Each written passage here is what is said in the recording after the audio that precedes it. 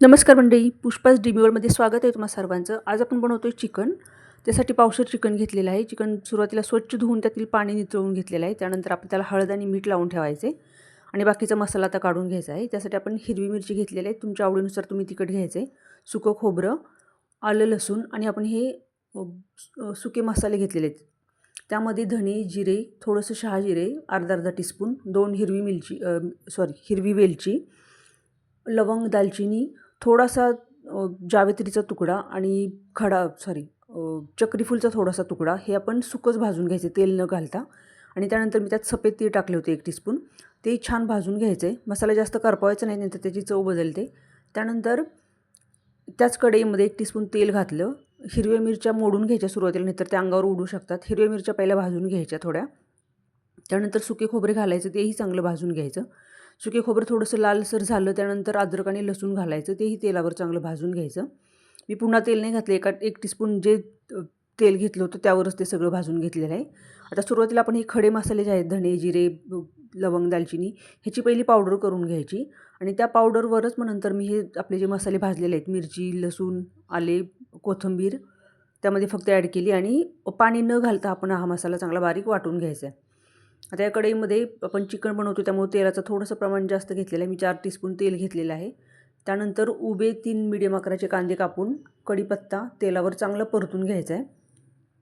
कांदा चांगला अर्ध्यापेक्षा जास्त भाजला, त्यानंतर आपण टोमॅटो घालायचा आहे. टोमॅटो तुम्ही आवडीनुसार घालू शकता, नाही घातला तरी चालेल. आणि कांदा टोमॅटो चांगलं भाजून घ्यायचे. त्यात मी थोडंसं परत मीठ टाकलेलं आहे. आपण चिकनलाही मीठ लावलेलं आहे, त्यामुळे मिठाचा अंदाजानुसार टाकायचे, एकदम जास्त मीठ टाकायचं नाही. कांदा टोमॅटो जेव्हा चांगलं भाजलं जाईल, त्यानंतर आपण हे जे चिकन उरवत ठेवलं होतं ते घालायचं आहे आणि ते चांगलं परतून घ्यायचे.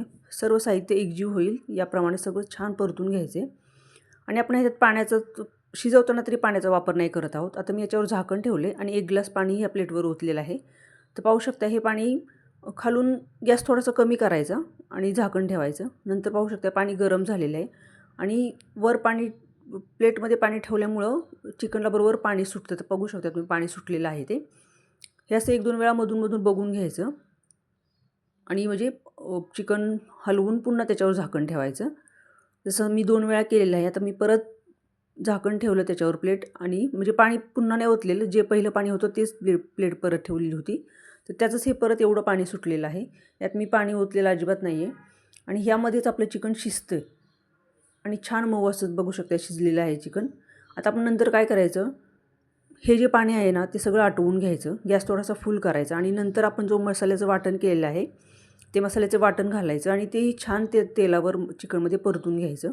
सर्व मसाला एकजीव होईल, सर्व एकमेकाची चव मिसळेल या प्रमाणात चांगले मिक्स करून घ्यायचं. आता तुम्हाला असं जर आवडत असेल सुकं ठेवायचं, तर तुम्ही अशीच भाजी ठेवू शकता.